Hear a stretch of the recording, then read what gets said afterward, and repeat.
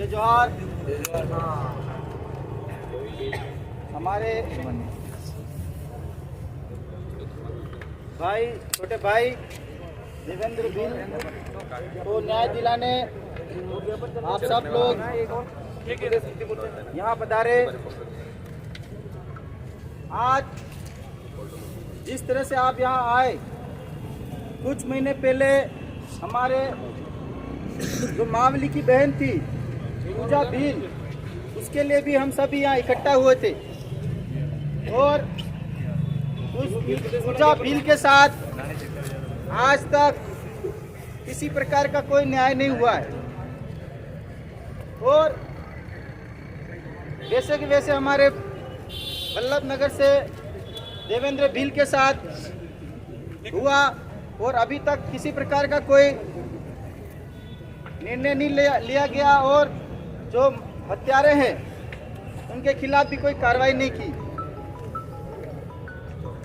सरकार, पहले जो सरकार थी, कांग्रेस की सरकार थी, तब भी आदिवासियों के साथ अत्याचार हो रहे थे और आज जो वर्तमान में जो सरकार बदल गई है,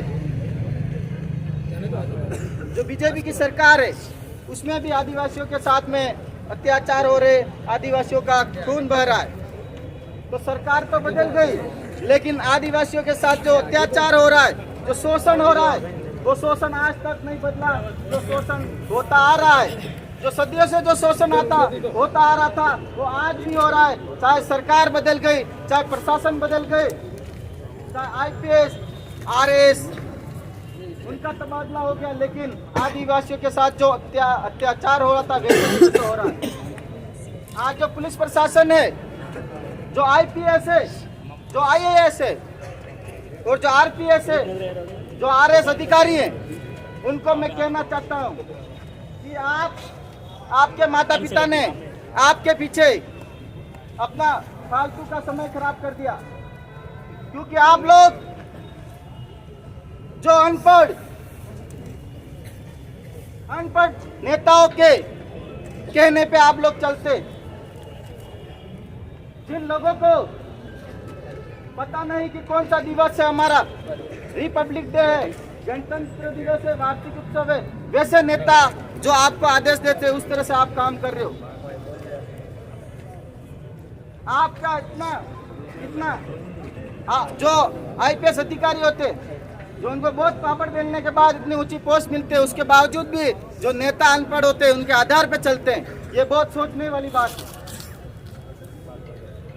और जब आदिवासियों के साथ अत्याचार होते हैं तो वहाँ FIR दर्ज करने तक का उनके पास टाइम नहीं होता है, किन्हीं के प्रिंटर के पेपर तक खत्म हो जाता है, ऐसी स्थिति आ जाती है।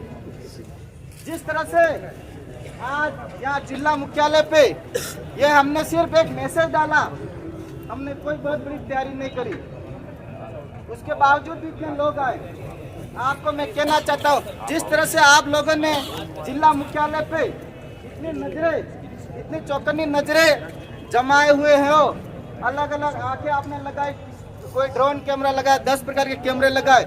मैं आपसे कहना चाहता हूँ, उच्च अधिकारियों से कहना चाहता हूँ, आपके थाने को ऊपर इस प्रकार के कैमरे लगाओ, ताकि इस तरह की जो घटना है और ये घटना नहीं हो।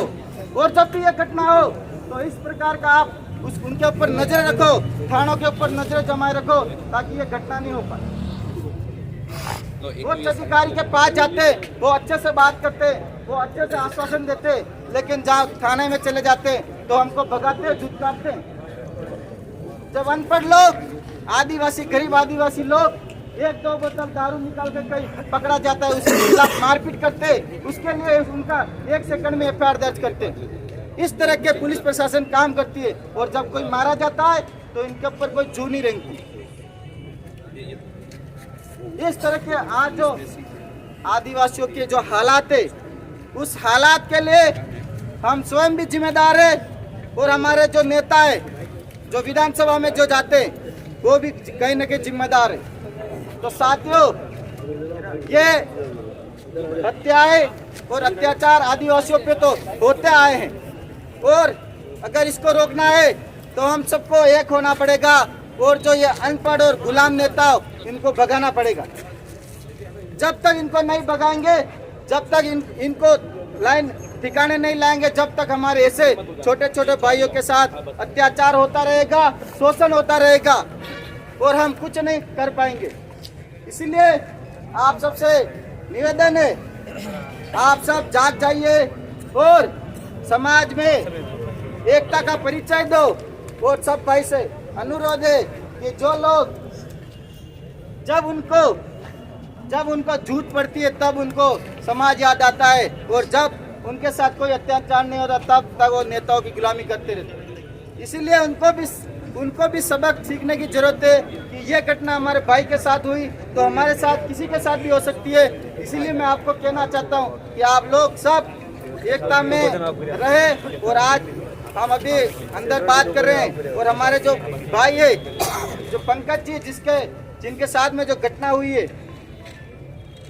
और जो ST/SC एक्ट का जो मुकदमा दर्ज हुआ है उसमें भी जो कार्रवाई नहीं हो रही है, तो मैं कहना चाहता हूँ कि जल्द से जल्द प्रशासन कार्रवाई करे, नहीं तो उनके साथ जो अनहोनी घटना होगी उसके लिए पुलिस प्रशासन जिम्मेदार रहेगा।